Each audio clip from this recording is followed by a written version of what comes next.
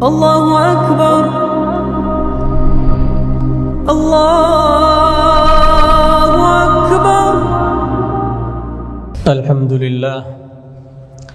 الحمد لله ولي المؤمنين كافي المتوكلين كافل الخلق أجمعين. أحمده وأشكره وأشهد أن لا إله إلا هو وحده لا شريك له، وأشهد أن محمدًا عبده ورسوله وصفيه وخليله، صلوات الله وسلامه عليه وعلى آله وأصحابه ومن اهتدى بهديه واقتفى آثاره واتبع سنته إلى يوم الدين. أما بعد، فإن خير الحديث كتاب الله، وخير الهدى هدى محمد صلى الله عليه وسلم، وشر الأمور محدثاتها، وكل محدثة بدعة، وكل بدعة ضلالة، وكل ضلالة في النار. أوصيكم ونفسي بتقوى الله تعالى وطاعته. يا أيها الذين آمنوا اتقوا الله حق تقاته ولا تموتن إلا وأنتم مسلمون، واعتصموا بحبل الله جميعا ولا تفرقوا، واذكروا نعمة الله عليكم إذ كنتم أعداء فألف بين قلوبكم فأصبحتم بنعمته إخوانا، وكنتم على شفا حفرة من النار فأنقذكم منها. كذلك يبين الله لكم آياته لعلكم تهتدون. أيها المؤمنون، إن من أسمى المقامات وأعلى الدرجات في العبودية لله سبحانه وتعالى مقام التوكل على الله. لذلك جاء الأمر بالتوكل على الله في كتاب الله تعالى في آي كثيرة بحيث لا تعد، وجاء عن رسول الله صلى الله عليه وسلم في أحاديث صحاح، وجاءت الآثار عنه وعن الصحب الكرام وأئمة الهدى من بعدهم في توكلهم على الله سبحانه وتعالى وتحقيقهم لعبودية الله بهذا المقام العظيم. إذ التوكل على الله عباد الله هو روح الإيمان. لذلك جاء عن بعض السلف أنه قال: التوكل على الله نصف الإيمان، كما قال الجنيد وغيره. بل قالوا: ليس في المقامات مقام أصعب وأعز من التوكل على الله. وقد قال الله سبحانه وتعالى: وعلى الله فتوكلوا إن كنتم مؤمنين. هذا يجعل الإيمان هو التوكل، ويجعل التوكل هو الشرط للإيمان. يقول: وعلى الله فتوكلوا إن كنتم مؤمنين، ويقول: وعلى الله فليتوكل المؤمنون. إذ هم الطائفتان منكم أن تفشلا والله وليهما وعلى الله فليتوكل المؤمنون. فالأمر بالتوكل على الله سبحانه وتعالى جاء في الكتاب والسنة بإيجاب، ولم يصرف شيء من الأدلة هذا الإيجاب إلى غيره.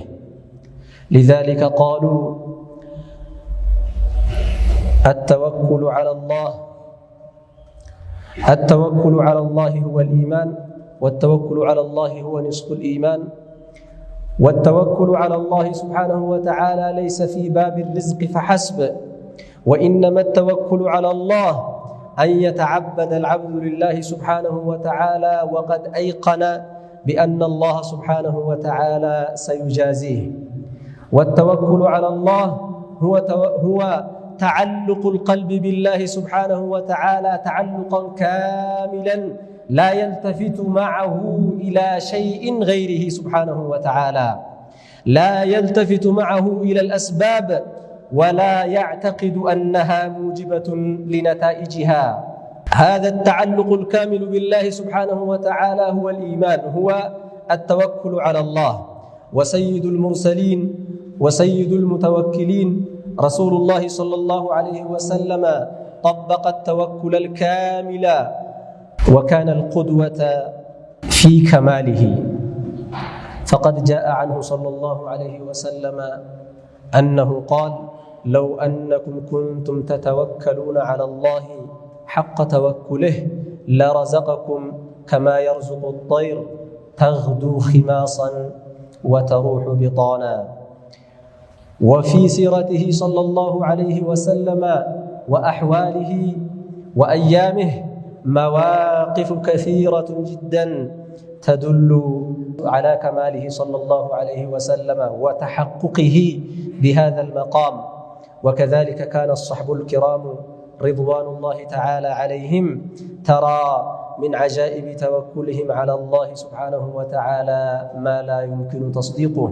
أيها المؤمنون، التوكل على الله سبحانه وتعالى في كل حياتنا، التوكل على الله سبحانه وتعالى في الأرزاق، والتوكل على الله سبحانه وتعالى في الأقدار كلها، لأن الله هو الذي قدر الأقدار وهو الذي يسير كل شيء في هذا الكون.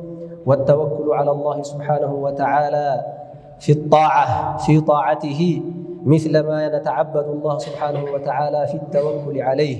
التوكل هو عمل القلب المحض وعبادة قلبية محضة، لكن يغذي هذا معرفة العبد بالله سبحانه وتعالى، معرفة الله سبحانه وتعالى ومعرفة قدرته ومعرفة رحمته سبحانه وتعالى ورأفته بعباده، ومعرفة ما من الله سبحانه وتعالى به على عباده، معرفته بأوصافه سبحانه وتعالى وأسمائه، حتى يتعلق القلب بالله تعلقا كاملا ويقطع كل العلائق من دون الله سبحانه وتعالى. أقول ما تسمعون واستغفر الله لي ولكم ولسائر المسلمين من كل ذنب فاستغفروه. الله أكبر، الله أكبر.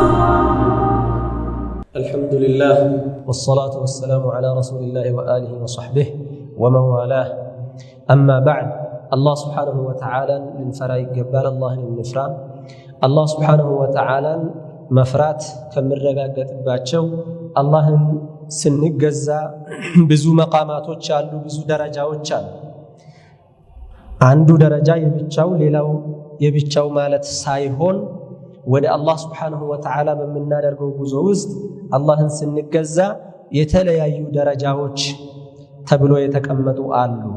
ከዛ ውስጥ አንዱ ትልቁ መቃም የሚባለው በአላህ Subhanahu Wa Ta'ala ላይ መመካት ነው። التوكل على الله በአላህ Subhanahu Wa Ta'ala ላይ መመካት ምን ማለት ነው?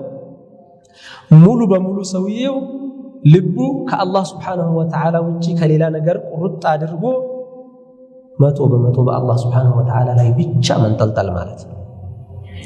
ምክንያቱም ሁሉንም ነገር የሚያደርገው አላህ ነው። ማንንም ነገር ከአላህ Subhanahu Wa Ta'ala ቁጥጥር፣ ከአላህ Subhanahu Wa Ta'ala ትእዛዝ፣ ከአላህ Subhanahu Wa Ta'ala አምር ውጪ የሚሆን ነገር ስለሌለ ማለት ነው። ይሄን ሲያውቅ አንድ ሰው በአላህ Subhanahu Wa Ta'ala ላይ ይንጠለጠላል። ሌሎች ነገራት ደግሞ ማንኛውም መخلوቅ ምንም የሚያደርገው ነገር የለውም። አላህ ብቻ የጻፈለትን ነው የሚኖረው። አላህ ብቻ ታደርጋለህ፣ ትጠቀማለህ፣ ትጎዳለህ ያለው ነው የሚያደርገው ብለህ ስታቅ ደግሞ ያው ከማንም ቀልቡ ይቆርጣል ማለት ነው። ተወኩል ማለት ከዒባዳዎቹ በጣም ከባዱ፣ ከዒባዳዎቹ በጣም ትልቁ ማለት ተወኩል ዒባዳ ነው እያልኩ ነው። ተወኩል ዒባዳ ነው።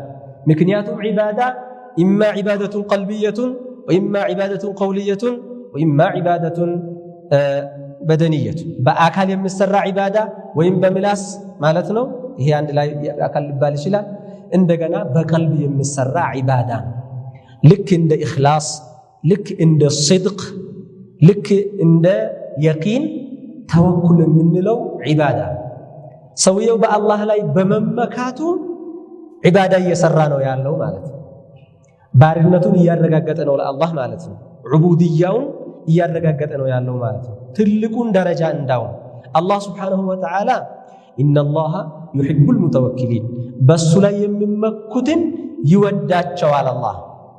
ስለዛ በአላህ ላይ መመካት እሱም እኮ በሌላ ላይ መመካት አይሆንም። ምንም ብትመካበት ሌላው አይሆንልህማ አይጠቅምህም። ስለዛ ብቸኛው የምትተማመንበት የምትመካበት አላህ እሱ ላይ ስትመካ ደግሞ ይወድሃል አላህ ሱብሓነሁ ወተዓላ እሱ ላይ በመመካት ዩሒቡል ሙተወኪሊን ኢማንህ የተሟላ ይሆናል። ትክክለኛ ሙእሚን ከተባሉት ይሆናል። ወዐለላሂ ፈልየተወከሊል ሙእሚኑን ሙእሚኖች በአላህ ላይ ይመኩ። ወዐለላሂ ፈልየተወከሊል ሙተወኪሉን አላህ በቁርአን ውስጥ ብዙ ጊዜ ደጋግሞ በተለያየ ሁኔታ ስለ አሕካምም ተናገረ፣ ስለ ርዝቅም ተናገረ፣ ስለ አቅዳርም ተናገረ። ስለ በሁሉም ቦታ ላይ ተወኩልን ያነሳል። ነቢዩ ሰለዋቱላሂ ወሰላሙሁ ዐለይህ አንተ እንደዚህ ነህ እንዲህ ስለሆንክ ነው አላቸውና ፈቢማ ረሕመቲን ሚነላሂ ሊንተ ለሁም አንተ እኮ አላህ አዛኝ ስለሆነ አላህ አንተን አዛኝ ስላደረገህ ለነሱ ገር ሆንክላቸው። ወለው ኩንተ ፈዘን ገሊዘል ቀልብ ልበደንዳና ደረቅ ብትሆን እኮ ለንፈዱ ምን ሐውሊክ ያው የሚያምንብህም አይኖርም ነበረ፣ ጓድም አታገኝም ነበር አላቸው። ሰው ልጅ አብሮ ራሱ መኖር የሚችለው በእዝነት ስለሆነ ማለት ነው። አሁን ፈኢዛ ዐዘምተ አላቸው ፈተወከል ዐለላህ መጀመሪያ እዘንላቸው ወሻዊርሁም ፊል አምር አማክራቸው አላቸው። ከዛ ከቆረጥክና ይሄ መሆን አለበት ብለህ ስትወስን ፈተወከል ዐለላህ ተወኩል በርዝቅ ብቻ አይደለም። ስለ ተወኩል ሲነሳ አንዳንድ ጊዜ ርዝቅ ብቻ ይመስለዋል። ይሄው አሁን እዚህ ላይ ፈተወከል ዐለላህ የሚለው ኢዛ ዐዘምተ ነው። ከቆረጥክ ነቢ ሰለላሁ ዐለይሂ ወሰለም ጂሃድ ሊወጡ ሊሆን ይችላል፣ ዘመቻ ሊሆን ይችላል። የወሰኑ ያሉት ምንም ይወስኑ ብቻ የወሰንከውን ነገር ከወሰንክ ትክክለኛውን ውሳኔ ስትወስድ በቃ በአላህ ላይ ተመካና ከጎንህ ሰው ቆመ አልቆመ በቃ ቆርጠህ ግባበት አንተ አላቸው። ፈተወከል ዐለላህ ከዛ ምን አለ በሙእሚኖች ላይ ሙእሚኖች በአላህ በጌታቸው ላይ ይመኩዋል። ከዛ ቀጥሎ ኢንየንሱርኩሙላህ ፈላ ጋሊበ ለኩም ወኢን የኽዙልኩም ፈመን ዘለዚ የንሱሩኩም ሚን ባዕዲህ አላህ እኮ ካገዛችሁ አላህ ድል ከሰጣችሁ ማንም ሊያሸንፋችሁ የበላይ ሊሆንባችሁ የሚችል የለም አለ። ከዛ አላህ ግን ከተዋችሁና ወኢን የኽዙልኩም ማለት አላህ ይጠብቀን ከሱ ኺዝላን። ወኢን የኽዙልኩም ማለት ከተዋችሁ ማለት የራሳችሁ ጉዳይ ካላችሁ አላህ ከጎናችሁ ካልቆመ ማንም ከጎናችሁ ሊቆም የሚችል ማንም ኃይል ጉልበት ሊሆናችሁ የሚችል ማንም ሊያጠነክራችሁ የሚችል ሊያቆማችሁ የሚችል የለም አለ። ከዛ ወዐለላሂ በአላህ ላይ ይመኩ ነው የሚለው። ነቢዩም ሰለላሁ ዐለይሂ ወሰለም በተደጋጋሚ አላህ ላይ ተመካ ብሏቸዋል። ሙእሚኖችንም በአላህ ላይ ተመኩ ብሏል። ሙእሚኖች መሆናችሁ ማረጋገጫ በአላህ ላይ መመካታችሁ ነው። በአላህ መመካት አለባችሁ ይላል። ዋጅብ ነው። ተወኩሉ ዐለላህ ዋጅብ ነው። በዐቂዳ ባብ ግዴታ ነው። አንድ ሰው በአላህ ላይ የማይመካ ከሆነ ኢማን የለውም ማለት ነው። በአላህ አላመነም ማለት ነው። ታዲያ በቁርአንም በሐዲስም በአላህ ላይ ተመኩ የሚለው ትእዛዝ ሲመጣ ከዋጅብነት ወደ ሱናነት ወይም ወደ ሌላ የሚወስደው ምንም መረጃ የለም። ምንም መረጃ ዋጅብ ሆኖ ነው ያለው ማለት ነው። ዋጅብነቱ ባለበት ነው ማለት ነው። በቁርአንም በሐዲስም ግዴታ ይሆናል። ኢዝ በዐቂዳ ይሄ ማንም ሰው ሊያውቀው የሚገባ ማንም ሰው ሊኖረው የሚገባ ሐለት ነው ማለት ነው። ታዲያ ተወኩል የምንለው ነገር ከስራ ጋር ነው፣ ሰበብን ከማድረስ ጋር ነው። ሰበብን ማድረስና ተወኩል በአላህ ላይ መመካት አንድ ናቸው። ለዛ ሲባል አንዱ ዓሊም ምን ይላሉ? ሰህሉን ረሒመሁላሁ ተዓላ ወረዲየ ዐንሁ ሰህሉ ብኑ ዓብድላህ የሚባሉት ዓሊም ምን ይላሉ? ሰበብን ማድረስ አሉ የነቢ ሰለላሁ ዐለይሂ ወሰለም ሱና ነው። በአላህ ላይ መመካት ደግሞ የነቢ ሰለላሁ ዐለይሂ ወሰለም ሓል ነው አሉ። ተወኩል ትክክለኛ ሙተወኪል መሆን የፈለገ ሰው እንደ ነቢ ሰለላሁ ዐለይሂ ወሰለም ይሆናል። እንደሳቸው የሆነ ሰው ትክክለኛ ሙተወኪል ነው ማለት። ይሄን መቃም ይሄን ደረጃ ያሟላ ይሆናል። ከሳቸው በላይ ይሄን ያሟላ ስለሌለ ማለት ሱናቸው ነው። አንድ ሰው በሳቸው ሐለት ሆናለሁ ብሎ ሱናቸውን መተው አይችልም። የሳቸውን ሱና ሰራለሁ ብሎ ደግሞ የሳቸውን ሐለት መተው አይችልም። ሐለት መተው ማለት የውስጡ ስሜት ማለት። ተወኩል የአካል ስራ አይደለም። ስራ ትቶ መቀመጥ ተወኩል አይደለም። በአካልህ አይደለም ስራ ተወኩል የምትሰራው። ስራ መስራት ደግሞ ተወኩል ማጣት ማለት አይደለም። ምክንያቱም የቀልብ እንጂ የአካል ስራ ስላልሆነ ሰበብ እያደረሱ ነው ተወኩል። ላ ወተወከል ዐለላህ ይባላል። የአላህ መልእክተኛ ወይ አላቸው ግመልን ልሰራትና ወይስ እንዳው አላህ አለኝ ብዬ ብቻ መቼም አላህ ያለው ነው የሚሆነው አላቸው። ልተዋት አላቸው። እሰራት ከዛም በአላህ ላይ ተመካን። ስለዚህ ሰበብን ማድረስ ራሱ ተወኩል አኺራችን ላይ አጅር የምናገኝበት ሰዋብ የሚያስገኝልን ፈውዝ ጀነት የምናገኝበትን አስባብ ጣዓ ዒባዳ ሶላት ከመስገድ ጀምሮ ዝክር ሁሉንም ዒባዳ የተባለን ነገር ሁላ መስራት ሰበብን ማድረስ ይባላል።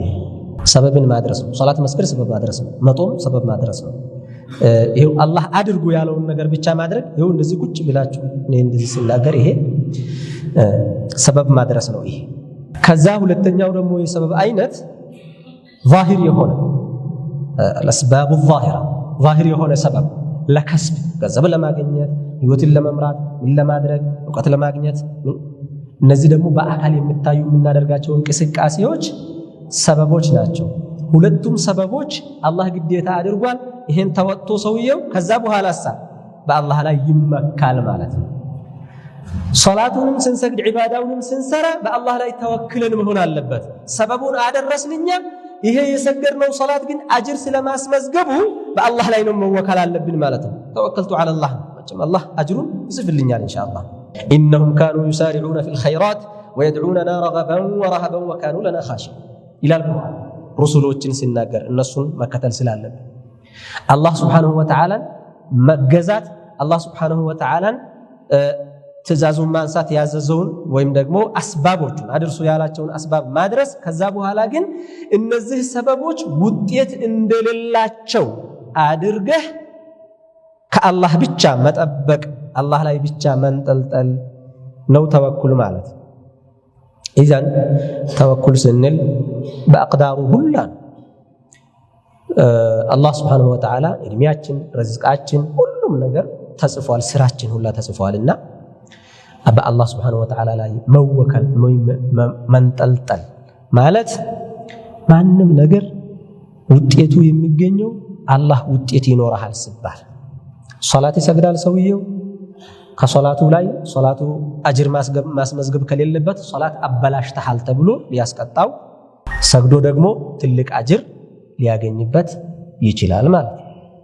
ኢዘን አተወኩሉ ዐለላህ በርዝቃችንም ርዝቃችን በሱ እጅ ስለሆነ በአላህ ላይ መወከል ምንችለውን አድርሰን ዝማህን ግን ካላጠራህ በአላህ ላይ ተወክለሃል አይባልም ማለት ሰውየው አላህ ስራ ያለውን ዒባዳ ሳይሰራ አላህ አለኝ ብሎ አኺራን መጠበቅ አይችልም። ሰውየው በዱንያ ላይ ለከስብ መስራት ያለበትን ነገር ሰርቶ ሰበብ ሳያደርስ በምላሱም በአካሉም በሁሉም ውጤት መጠበቅ አይችልም። በአላህ ላይ ተወክያለሁኝ ማለት አይችልም። በቁርአን ውስጥ በተለያየ ሁኔታ አላህ የነቢዩ ሰለላሁ ዐለይሂ ወሰለም ሐለት ስንመለከት ምን ብለዋል? እሳቸው እናንተ እኮ በትክክል አላህ ላይ ብትመኩ አሉ እንደዛ ብትሆኑ አላህ ልክ አዋፋቶችን እንደሚረዝቅ ይረዝቃችሁ ነበር አሉ። ለምሳሌ በርዝቁ በኩል ማለት ነው። አሁን አዋፋቱ ጧት ይወጣሉ፣ ባዶ ሆዳቸውን ነው። ከዛ በኋላ ሲመለሱ ሆዳቸው ሞልቶ ይመለሳል አሉ።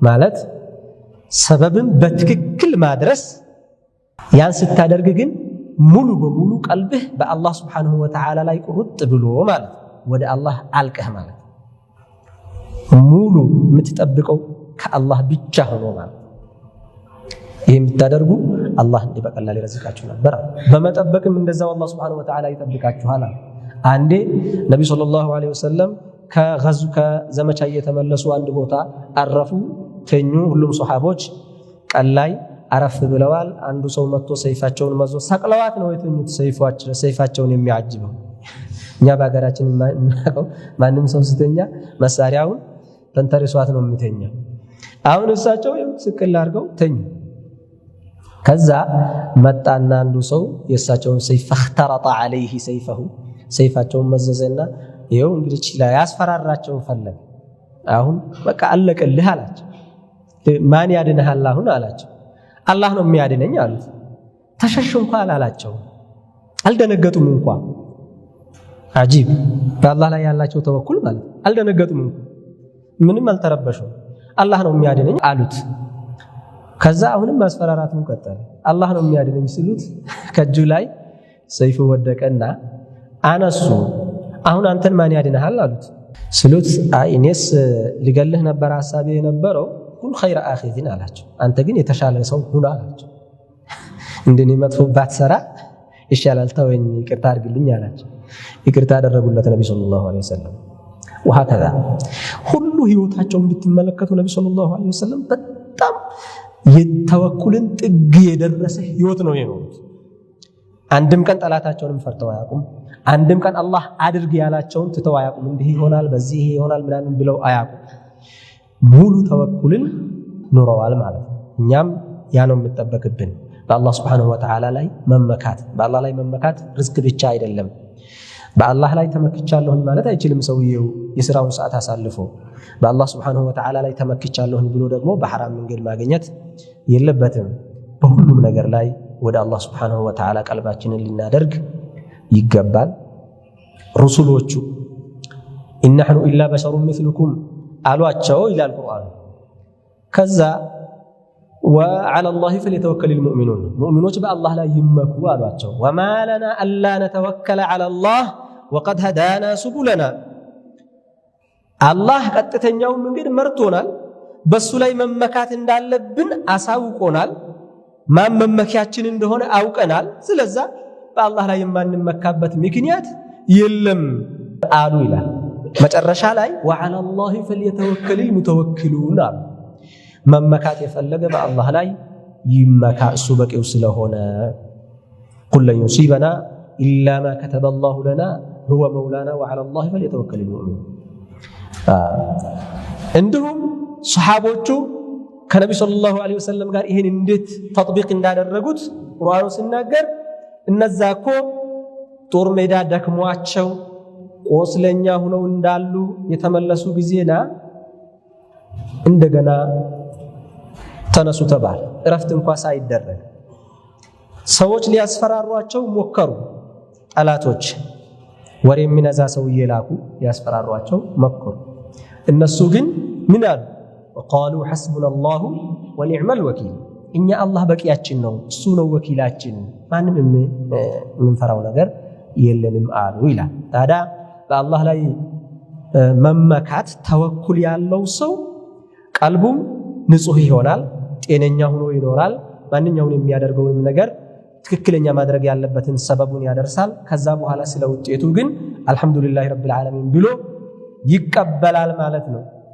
አላህ ከመተወክሎች ያደርገን ተወኩል አጅሩ ትልቅ ነው በጣም የአላህን ውዴታ የሚያስገኝ አጅር የሚያስገኝ ነገር ነው በአላህ ላይ መመካት ግን ቀላል አይደለም በአላህ ላይ መመካት ቀላል አይደለም ትክክለኛ በአላህ ላይ ተመክቷል ሰውየው ሙተወክል ነው የሚባለው በእጁ ላይ ያለው ነገር ሳይሆን በእጁ ላይ ካለው ነገር ይልቅ አላህ እጅ ያለው የበለጠ ሲተማመን ነው ተብሏል ይሄን ራሳችንን መጠየቅ ነው እንግዲህ ማን ነው አሁን እጁ ላይ ምንም ሳይኖር አላህ እጅ አለ ብሎ በዛ ልክ አላህ ላይ የሚተማመነው የሚለው ነገር ራሳችንን መጠበቅ አለብን በትክክል አላህ ላይ መመካት ይኖርብናል። መመኪያችን ነው አላህ Subhanahu Wa Ta'ala እሱም በቂያችን ነው። ይሄ ነብዩ ሰለላሁ ዐለይሂ ወሰለም ሱና መከተል ነው። በቁርአን የታዘዝነውን ስራ ላይ ማዋል ነው። ውስጣችንን ሁሉ ጊዜ ማየት አለብን። ምን ያክል እኔ በአላህ ላይ ተንጠልጥያለሁ፣ ምን ያክል ወደ አላህ ቀልቤ አላህ ምን ሰውየው እኮ ቀልቡ የተረጋጋ በአላህ ላይ አየጥመኢነ ቀልቡሁ ኢለላህ ወቢአቅዳሪሂ አላህ የሚያመጣብህ ማንኛውንም ነገር በደስታ መቀበል፣ ምንም ነገር አለመረበሽ፣ ምንም ቅሬታ ሳይሰማው አልሐምዱሊላህ ረቢል ዓለሚን ስል ነው። ለዛ ከባድ ነው። الله يسلن وتوكلوا على الله يرجن هذا وصلوا وسلموا على من أمرتم بالصلاة والسلام عليه إن الله وملائكته يصلون على النبي يا أيها الذين آمنوا صلوا عليه وسلموا تسليما اللهم صل وسلم وبارك على محمد وعلى آل محمد وأزواجه وذريته كما صليت وباركت على إبراهيم وآل إبراهيم في العالمين إنك حميد مجيد وارض اللهم عن أبي بكر وعمر وعثمان وعلي وعن الصحابة أجمعين وعنا معهم برحمتك يا أرحم الراحمين اللهم أعز الإسلام والمسلمين وانصر الإسلام والمسلمين اللهم انصرنا وانصر ديننا يا رب العالمين اللهم ألف بين قلوبنا وأصلح ذات بيننا واجمع كلمتنا على الحق يا رب العالمين اللهم إنا نسألك الهدى والتقى والعفاف والغنى يا رب العالمين اللهم أصلح قلوبنا واجعلنا من المتوكلين عليك حق توكلك يا رب العالمين اللهم أعنا على ذكرك وشكرك وحسن عبادتك ربنا لا تزغ قلوبنا بعد إذ هديتنا وهب لنا من لدنك رحمة إنك أنت الوهاب اللهم اغفر للمسلمين والمسلمات والمؤمنات الأحياء منهم والأموات إنك قريب سميع مجيب الدعوات يا رب العالمين ربنا آتنا في الدنيا حسنة وفي الآخرة حسنة وقنا عذاب النار عباد الله إن الله يأمر بالعدل والإحسان وإيتاء ذي القربى وينهى عن الفحشاء والمنكر والبغي يعظكم لعلكم تذكرون الله أكبر الله أكبر الله أكبر الله